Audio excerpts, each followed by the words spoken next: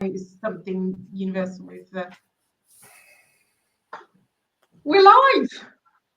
So we have the trio, the band back again. Dan, I know you're feeling exceptionally zen after a day enjoying a spa treatment or two. And Mark, yes.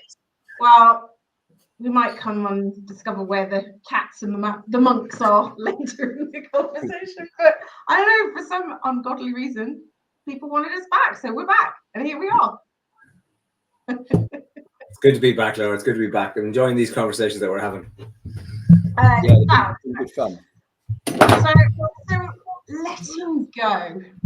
Now, Mark, you wrote a post earlier today about being busy, and that's just our excuse for not letting go. And I think it got a lot of people chatting, didn't they, about, why do we make excuses and, for not letting go of things? I know. So why don't we let go? Wow, that's straight into the start. Why don't we let go? Look, I think, Laura, for a lot of us, our identity is wrapped up in the things that we do. So for a lot of people, our identity is, I am a, whatever it is, a director in a company. I am a senior manager. And there's an identity in all of that. And so to let that go means that we have to try and figure out who we are. And that's a bit of a challenge because maybe we're not sure who we are. And it's easier to latch on to the identity of I am this. And it goes further back, letting go of things that impact us, things that affect us in our life that we hold on to for an awful long time, because that holds to an identity for us. We can hold ourselves in that space. It means we don't have to discover more about ourselves or kind of go more development piece, because that's fine. That will work for a story, for a guideline to who and what we are. And it's an easy thing to do, even though it has an impact. It's an easy thing to do on a personal level. No, and I think it is, isn't it? It's like, I do wonder whether people fear that actually if they look, there's nothing there, or don't know how to discover it, or, so it's easier to have that title and have that identity associated with what we do rather than what we're being. If the title is associated with what we do, and say, for instance, that happens to a lot of people. Suddenly you go into the office one day and there's a clear out and you're made redundant. Who are you then? How do you figure that out then? If you're wrapping your identity up in that, and if you bring it to even our personal lives, a lot of us we play roles all the time. The role of, father, mother, brother, sister, like football trainer, coach, like all these different roles that we play in a personal life. And for a lot of us, we attach to that role because there's identity in that role, and we can hide behind those roles as well, because it's easy to hide behind those roles too, because they're like I was saying about busyness being a socially acceptable excuse. Hiding behind certain roles is also socially acceptable, and it's easier to hold on tight to that because it gives us a piece of identity. And sometimes that can be a very good identity, but if it becomes all that we are, then we're in real danger, because then who are we behind that? And I think you're right about it. There's a fear, or maybe there's nothing there, but there's always something there. It's just a fear of the unknown.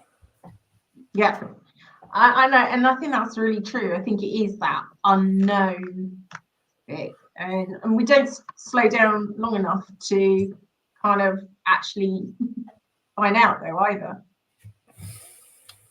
which is a challenge. And what we love as humans is to build stories and narratives, and that's what happens. Who we are just becomes a story that we're telling ourselves and that we're projecting out to the outside world. And for me, Laura, the key with letting go, and the reason we all find it so difficult, is control. We all are led to believe we can exert some sort of control over our events, over circumstances, and over other people.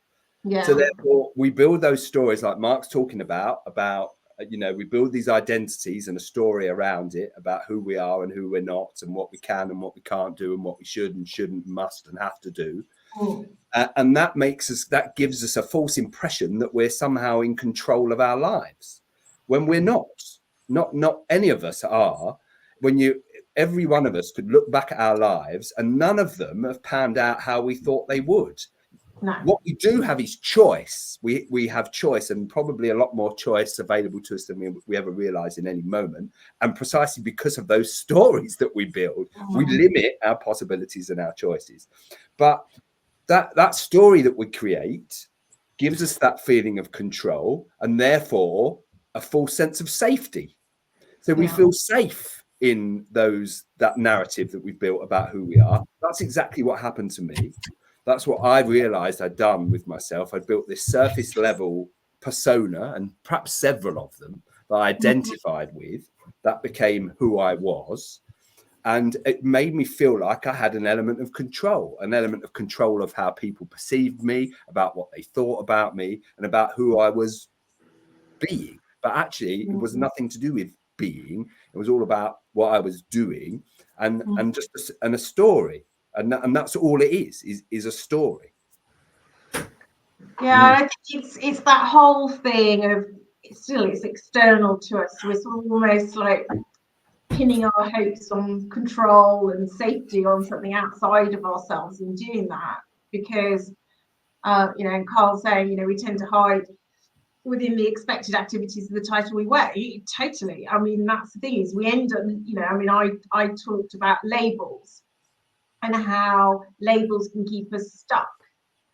Because just as you're describing, you end up living to that title, that label, because that's the expectation, and then we start penalizing ourselves, going much as you were saying, down at the shoulda, woulda, coulda mantra that comes in, that says, well, we that therefore are in this place of we haven't achieved that. Well, says who, and Dan's absolutely right. We do judge others and their behaviours, but we judge ourselves by our intentions. It's spot on. It's we use it as almost a barometer to say, if this is your title, this is who you are, and this is thus what the expectation is of what you're going to do, and then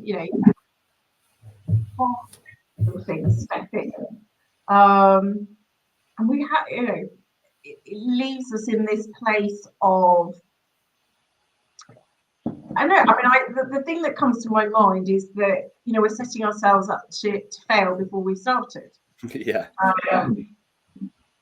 Because are we not just setting ourselves off to be like the same as everybody else then? If that's the rules of the title, or have I just, if the rules of the title says to be a parent, to be a CEO, to be the looks, sounds and feels like this, and that's the rules and the expectations, is that,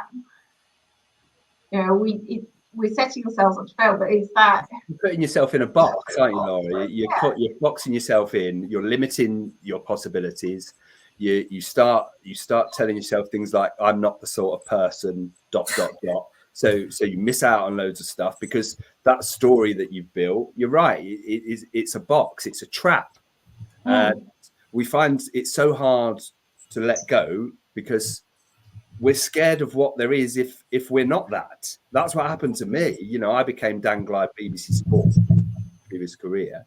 Then I made the decision to leave, but then when it actually happened, it frightened the bloody life out of me, because I thought, shit, who am I? If that's not who I am, if that's not, this is, because I always had this plan and everything was to do with, and none of it worked out how I thought it would, not one little bit of it. Yeah, I thought I was exerting control over it and therefore, achieving things and then so I built this thing and then realized it was not the way forward. Made a decision, and then when it came to actually letting go of it, of Dan Glyde BBC, I was like, no, can't put this down. No, what happens if I put this down? Then what? Then who am I? And what I went through is a big period of letting go of emotion. That was how I did it. Was all these feelings around that person that I'd created, and all the times I'd been wronged, and all the things that didn't go right in my career, all those times the expectations that I had around the story I would build never came to fruition, which is quite regularly. I held on to all that stuff. That's part of my story, how wronged and how overlooked and all this sort of thing that I'd been. So I had all this bitterness and all this stuff that I carried around in a big sack with me, because that was part of Dan Clyde BBC Sport. And that's when I really felt powerful. The first time in my life, when I started letting go of all this stuff. That's really powerful, Dan. Like, and it's that victim mindset piece, you know, where we're attached to that because it's easier to be the victim than it is to take the responsibility. And something I was working with a client there a couple of weeks ago, and she said she was talking about, like, you could see the physical change in her, right? You could actually see the change in her physically. Like, I was like, what's changed? She goes, you won't believe this. She said, like, things used to happen to me, and I used to say, oh, you know, I used to blame God and do all these kind of things. And then last week I just decided I wasn't going to do that anymore. That it wasn't this. It was just things happen, you know, instead of trying to find someone to blame for these things. So she let go of the control being outside of herself for the emotion that was happening. She said, you know what, maybe it's just what happens, and I just need to deal with it instead. Like, and it was that because that victim mindset that holds us very tight into a place. Because it's an anchor, like it's a complete anchor to the situation. And for an awful lot of us, like, we're so anchored to things that have happened. And you talked about letting go of the emotion. And for a lot of us, the emotion is so strong about something that's happened that it takes time to let go of that thing. It takes time to work through it. It takes time to, I'm not going to say it's a little bit trite to say time heals all wounds kind of piece, but you know, time means that the wounds become less and less, and they affect us. I think it's the tension, Mark, that heals wounds. The which, sorry? I think it is attention. Giving these things your attention. Yeah. And you're right. There's a period where you work through it, but it's attention that heals wounds rather than time. Like another lovely analogy. You know, it was on a grief piece, and I know you've been through a lot of this, but I don't think any of us have not had grief in our life at some point. You know, and it was about grief is like holding a stone. If you carry around that stone every single day, like you can feel the weight of the stone, but eventually over time, as you get stronger, the stone doesn't feel so heavy, but the stone is still there.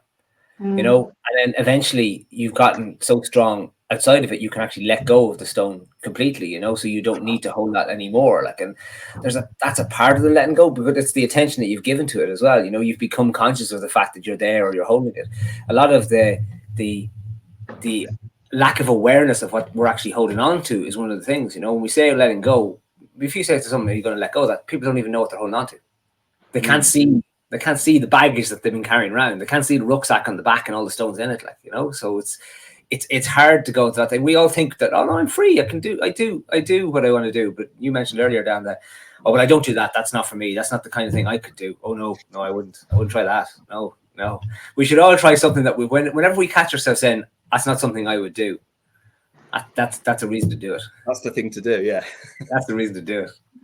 No, I totally agree. And Laura is sort of saying, you know, that this whole idea of letting go is beyond, for her, is beyond something to do with, per se, identity, as opposed to things that have happened in the past. And it is hard to let go of things that, you know, have been hard in the past. I think some of it is, you know, we've talked about it just now, is this ultimately, I mean, I call it the golden carrot. We pursue the golden carrot, a goal, whatever else, and we put, you know, our love, our, you know, time, every, you know, all our resources into achieving it, and then it doesn't turn out quite the way, you know, we'd expect it to, or it disappears completely, and that can be really hard for ourselves. But I think, you know, my experience, and some, you know, when quite often working with clients, is even the tough emotions, you know, and I very vividly remember feeling, you know, very angry when my husband died, and I had to, you know, it's back to giving the attention that you described, Dan, is to, you know, I gave it attention. What was that anger all about? And the anger was about the lack of communication. And because of that, then I was able to turn this hurt and this pain, and I guess, you know, to use Lara's words, you know, this sort of kind of idea that it was, you know, I was still holding on to it in some respects, but it allowed me to frame it in a different way. Where anger came out, which was the emotion that I felt because of that lack of communication, but I could then do something constructively about it. And so for me, that was the letting go, because to give the context, it was things happened so fast, and I don't mind saying, he put his head like an ostrich into the sand, and I don't believe that a man would do that. Pardon? I don't believe that a man would do that. I'm going to No, refuse. I can't imagine why that would be, but yeah, he did. And so, little surprise, 2 days before, sadly he died, I'm sitting there stressing about last minute documentation, and which could have been sorted months earlier, because look, let's just put it out there, pancreatic cancer is like, one of the worst you can have. It's not a great prognosis beyond a year, so we kind of knew we were on limited time here, but he'd left it, he'd put his head in the sand, and so there was anger with there. Is it a path wrong in quite necessarily the aspect that Laura, but it still left me with this heavy feeling that I needed to let go if I was going to move on. But by saying to myself, okay, but this is an emotion, this is a signal telling me something that I need. So the anger was about the lack of communication. So something I needed for me was around communication. And so I then set about ensuring that communication was, front and center of everything I did as a result. That was my way of letting go of what had happened, and to make it a more positive frame that I could then move on for, rather than going, well, I'm still angry 10 years on with what happened, because that could have been the case. And I certainly see other widows in. Yeah, and because it's so easy to do, Laura, because when we feel that sort of anger, and the context you put it in there, right? You just lost your husband, so you could easily have told yourself this story. I'm not allowed to feel this. I can't feel anger. What am I to be angry about? So what a lot of us are tempted to do, and I know I've done this systematically throughout my life, try and push it away. So I'm not allowed to feel that. So I'm not going to feel that. So when you don't give it your attention, and you don't process it, you don't take that time to sit with it like you did and discover what it was about you that was making you angry, and therefore what the message was that your emotion was trying to bring to you, and therefore you were able to let go and do something constructive with the energy from it, because that's what emotion is, isn't it? It's energy. And that's why trying to repress or bury or ignore or run away from or avoid emotions is a fool's errand, because they're not going to go anywhere unless you put your attention on them. We're all quite happy to put attention on what we perceive to be the good emotions, joy and excitement and all those things. But the bad ones, the sadness, the grief and the anger and things like that, we push that away. And a lot, I've discovered with working with men, a lot of men have all this sadness buried away and buried deep within them, because they've told themselves that as tough, strong men, they're not allowed to feel sad about certain things. So that's why, we end up, Mark talked about it earlier, sort of subconsciously holding on to this stuff, because what we resist persists. So it's not going anywhere. So therefore we just carry it around for the rest of our lives until we decide to put our attention on it.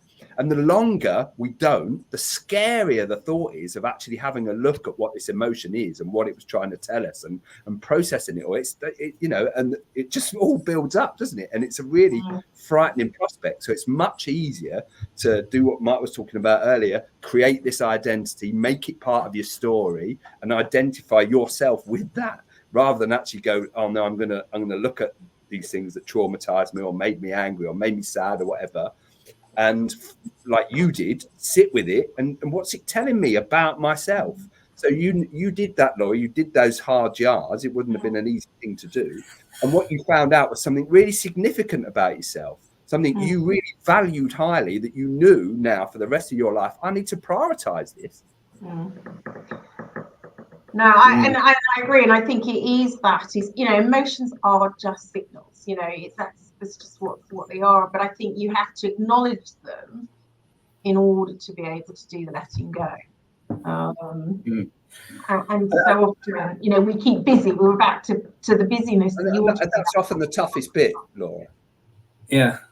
It's what we'll find. Like there's that lovely analogy, that little monk story of the two monks who have a vow of, like, they can't have any communication with women, and they come across a woman and she's standing on one side of a stream and she asks, could you help me over the stream? And one of the monks says, okay, picks her up and walks across the stream and puts her down, and then they walk on, and the other monk is seething, and after a couple of miles he turns around and said, why did you carry that woman? You know we're not supposed to. And the monk who carried her said, well, why are you still carrying her? Yeah. And just a lovely little, like, because I was thinking there as you were talking about so much on the letting go piece, you know, and Laura, I can't believe you had that same story today, because I only got that story from a friend, Jesse, who's going through grief, and he told me that story about the stone. But when you talk about how do we let go, like when people wrong us, and it hurts, but the thing we have to let go of is the need to not be wronged. You know, that's where the truth of it actually lies, because we're trying to protect ourselves in a way, and it hurts when people wrong us. But if we hold on to that they shouldn't wrong us, because that's an expectation on our part. And once we're holding on to that expectation of how other people should treat us, and that gets wronged, well, then we're holding on to something that's hurt, and we can't keep that, because that's the thing that's going to keep causing us the pain. Because in essence, we're holding it tight. Like I started working with a lady only this week, and her story of work is horrifying. She was in a desperately misogynistic culture and treated extraordinarily badly, and didn't know if she was right to feel the way she was feeling. She was still so in it, even though she got out of it, because of how bad she was treated. But she was holding on tight because how it offended her sensibilities. Her values as a person were offended by this. And unfortunately, it's a little bit like, you know, you're someone who values time, and people turn up to you late. You get very offended. They don't know you value time.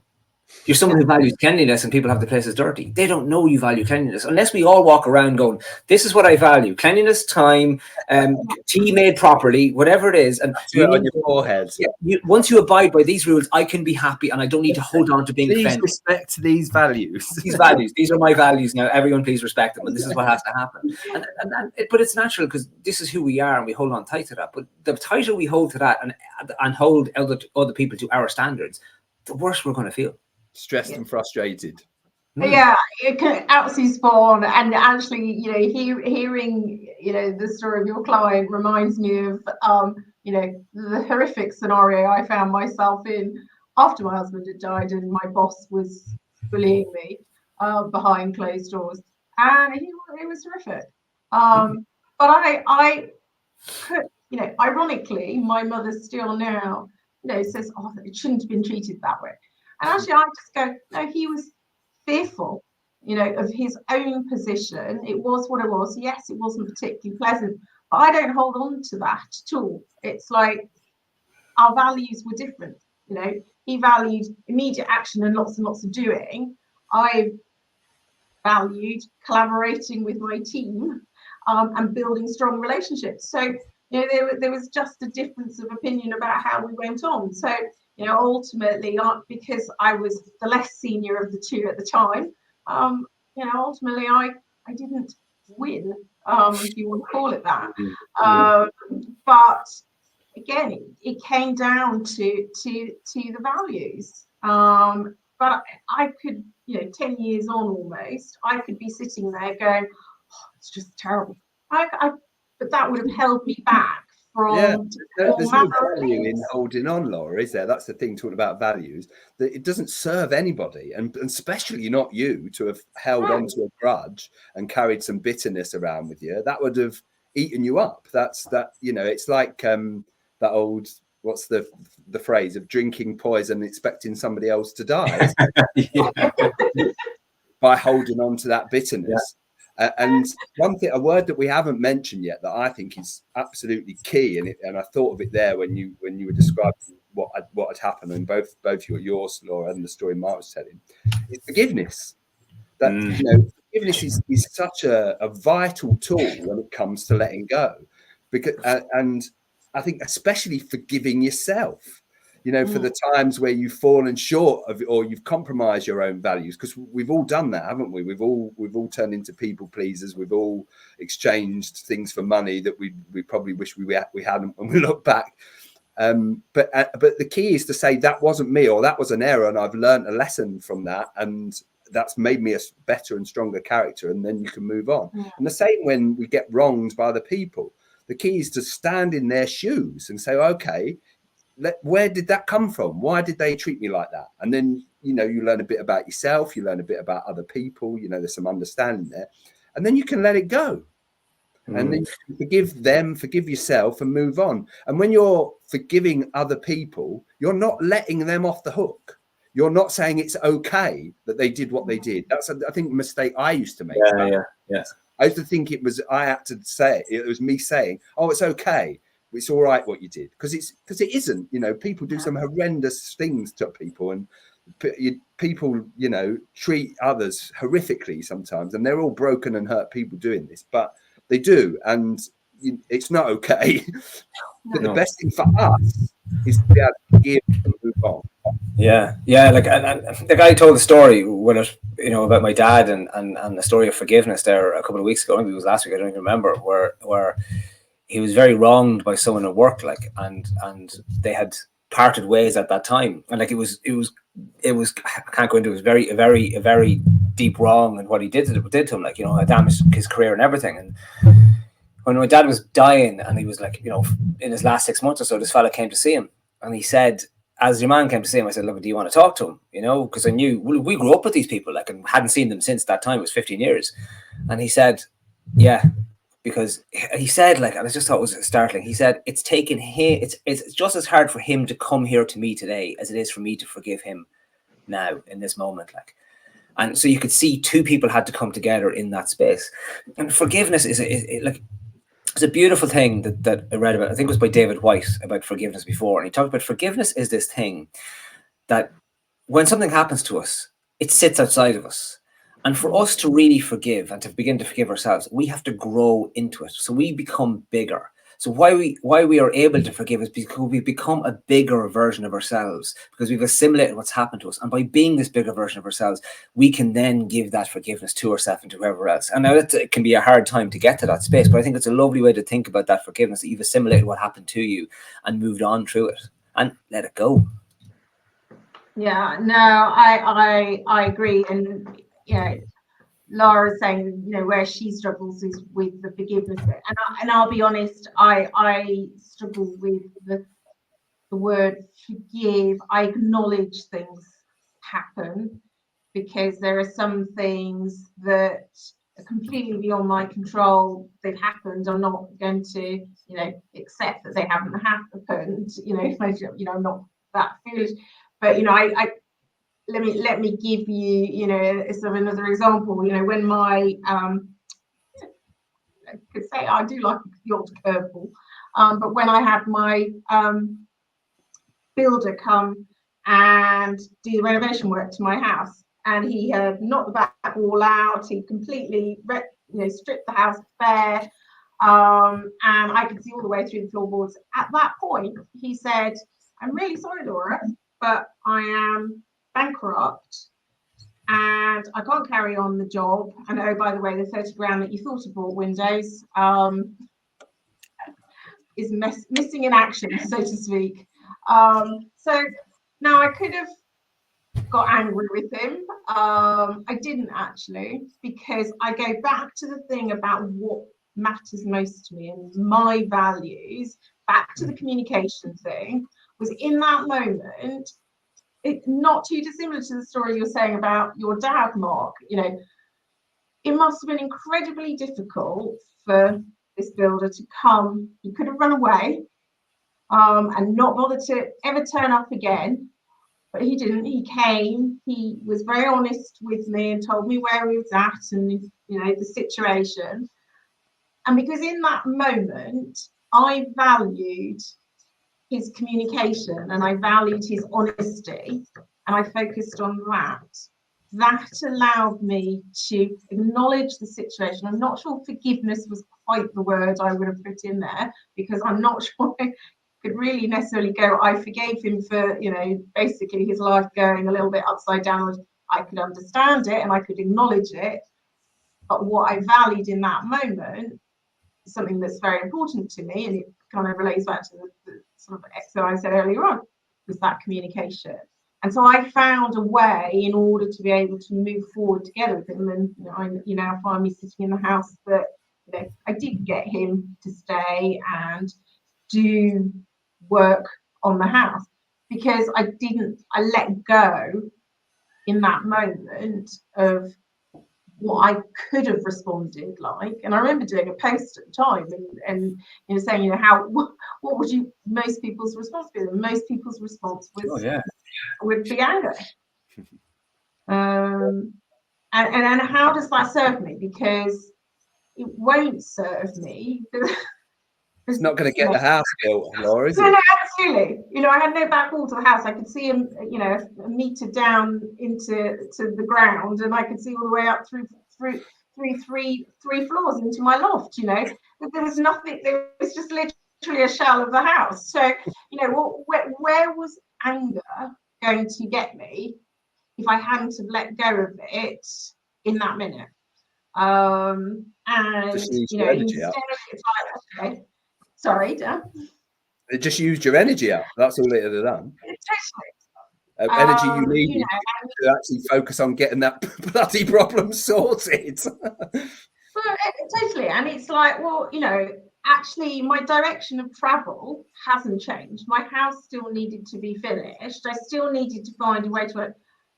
Granted, I stepped in to be project manager extraordinaire, and I never want to do a house renovation project again. So don't ask me on that.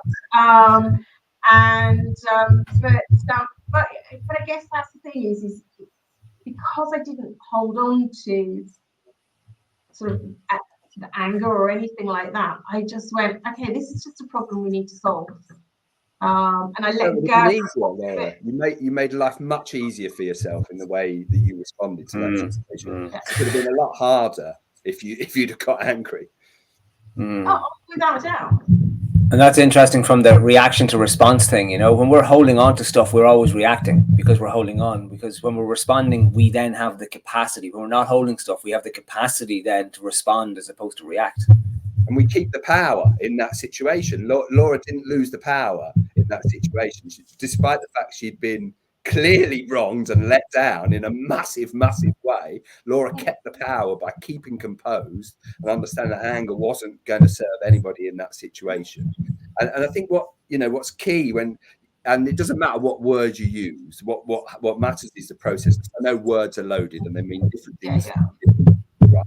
But you've got to always appreciate is perspective and point of view, and we can only ever come at anything from our own perspective and our own point of view. The vast majority of people are doing what they think is right given their perspective and their point of view.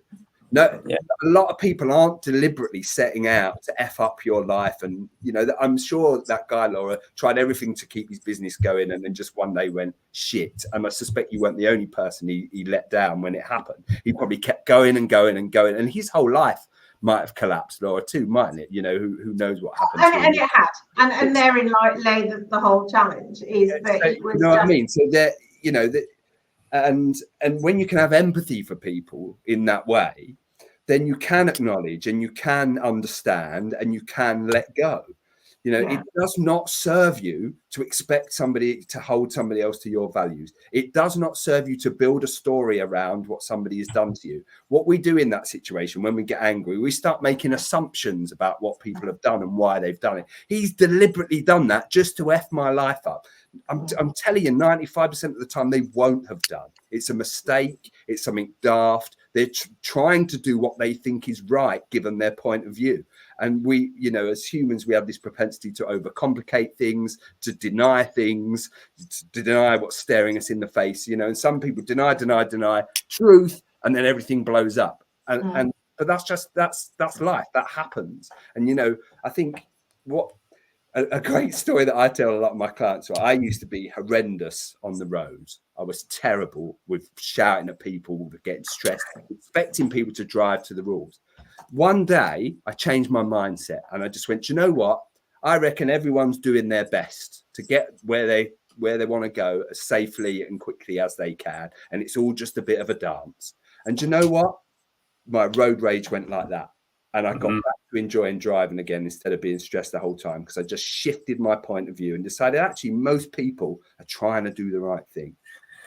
The road rage is there's such a simple example of that, of how you don't let go. It's like, how many people are driving a car and you're on a motorway and somebody cuts out in front of you, and so you're raging with that person, and then you get home and you sit down for dinner, you go, you won't believe what happened to me today, and then you ring your mother, you're like, oh, this pal, and the person who was driving that other car doesn't even know you exist. And there you are, still angry about it. Like it would be remiss of me, especially for Carol being here, if I didn't mention the cat, right? And for anyone who doesn't know the cat story, right? So this, I think it's quite apt to our conversation today. Well, there's a story from a monastery where every time they would go to do the meditation and they'd ring the bell at 12 o'clock, the cat used to go mad. And so the only way they could do the meditation, the 12 o'clock meditation, was to actually tie the cat down. Now, like, nobody report them to the RSPCA here, okay? But they actually had to tie the cat down in order to do the meditation.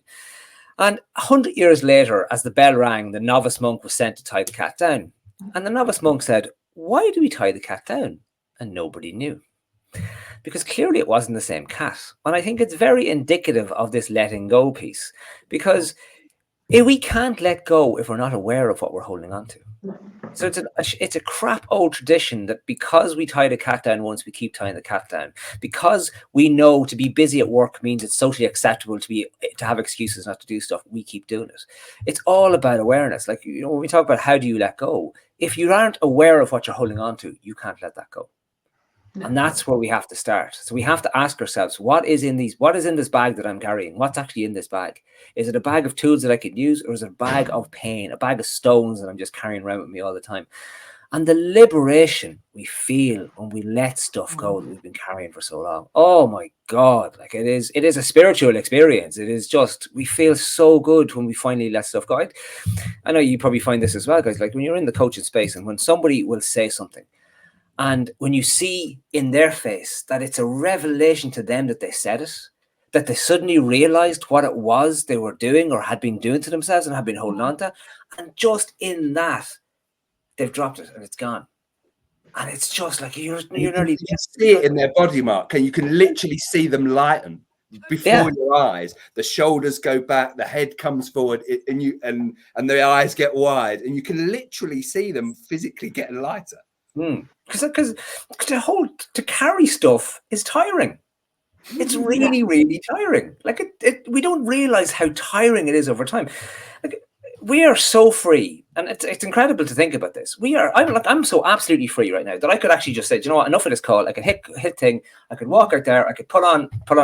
I am wearing clothes today, okay. So I could just put on shoes and walk out the front door and say, good luck, I want no more part of this, and walk away from every single thing in my life. I am that free that I could do that. Now I choose not to do that. Like I'm happy in my life with my wife and my kids and stuff, you know. But we are actually that free. So if we can realize that we are that free to make those decisions, then all this stuff that we hold on to, all this baggage, all this stuff, like it doesn't actually need to be there. Even if some of it is traumatic, some of it it's part of our identity, all the rest of it that we've held on to, but it's not, because you can be free. Like if you go to a foreign country, which is a great liberating thing to do, especially when you're young, go to a foreign country where no one knows you. None of your baggage comes with you. How does your baggage not come with you? Because no one knows you. So you don't need to carry it. You don't need to pretend to be a certain thing. You don't need to show. You can be however you feel like being and whoever you feel like being. And that is extraordinarily liberating.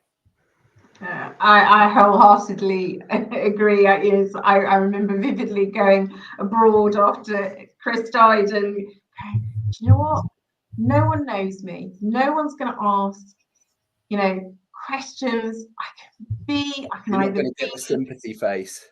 Exactly. I could be anyone. And it was just liberating, you know. And I don't mean that because I was there almost 2.5 months in the end.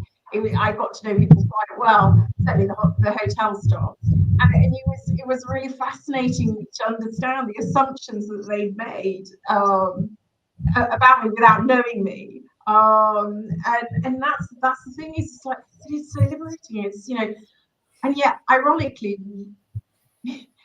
we can do that now in whatever we're doing, and yet we all seek this freedom. You know, it's like the number of clients I work with, and I said, what is it that you want to feel? And they go, no, I want to be free. I want to have a level of freedom. And yet it's there for us right now already, irrespective of what we're doing. If we just choose to give it some focus, to look in our rucksack, sort out, you know, the rocks and the pebbles, and decide which ones we actually need to keep, and then carry on walking. It's mad, isn't it? You know, if we don't do that, we, you know, hey, you know, if we said, look, right, there's this big whopping rucksack you're going to carry now for, like, you know, for as long as you wouldn't pick up that, would you?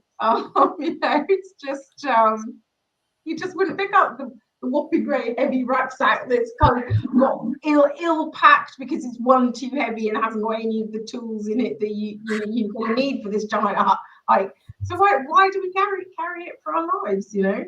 It's like you get up in the morning, Laura, and it's like somebody goes, oh, wait a second, you're about to leave the house. Somebody goes, here's your guilt, and sorry, here's your regrets, and oh, loads of remorse here as well. You forgot your remorse. Here's some shame here. And here's, remember that teacher in secondary school who said that you would amount to nothing, and you know, there you go, there's a little bit of that. You think about that.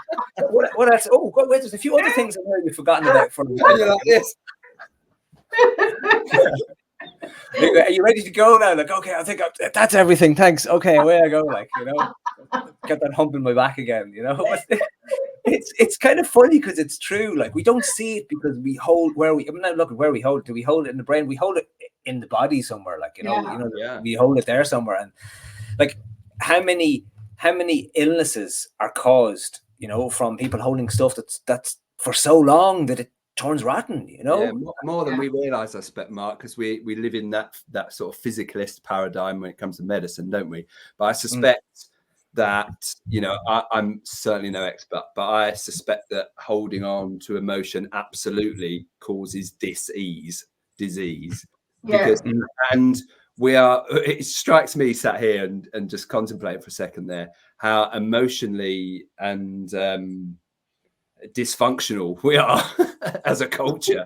You know, when I'm talking about that, when Mark's saying, and we do it, and we all do it, and it's almost like we learn it from the people that go before us to hold on to these things and to put it in as part of our story and to try and escape and avoid. You know, our parents teach us, oh, don't be sad. So we go, okay, bury down the sadness, can't be sad. Where does it go? It stays with you, you know, and all those things that we did bury down as kids, they come back.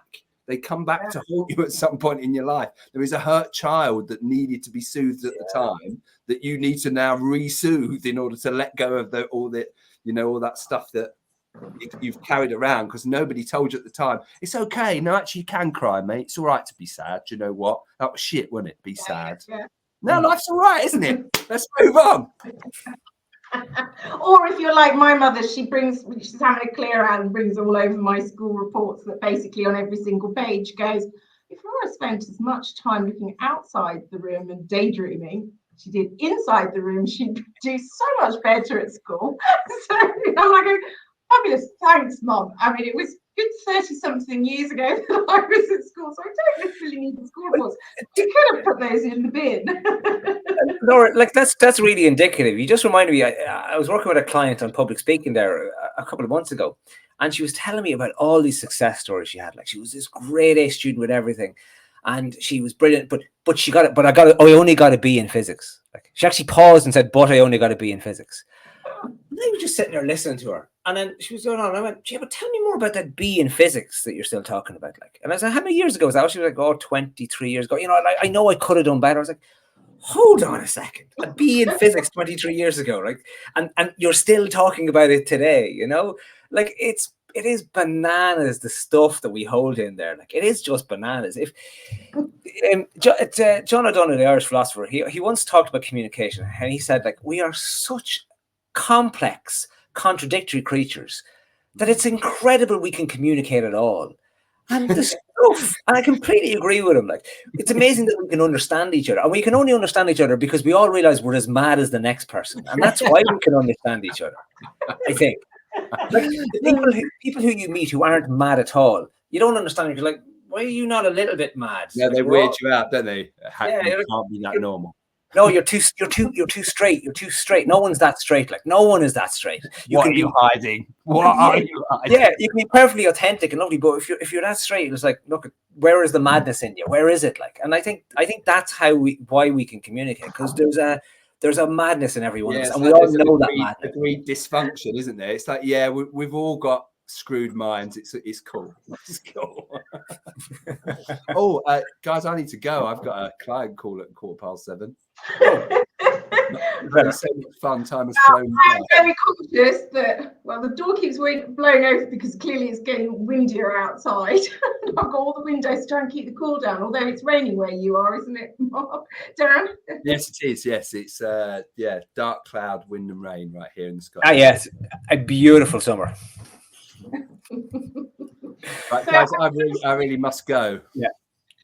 So I dare say we'll be back next month.